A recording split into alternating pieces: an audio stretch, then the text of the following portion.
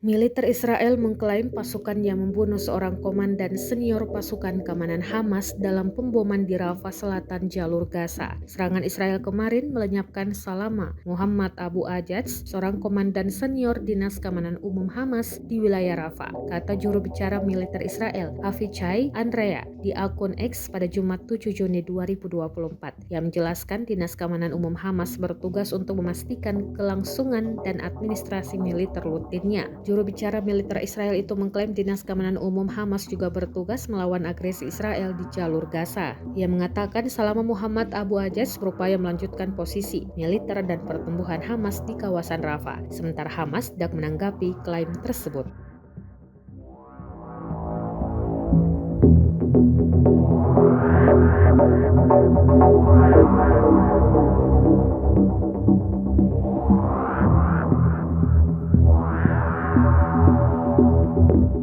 Download Tribun X sekarang, menghadirkan lokal menjadi Indonesia.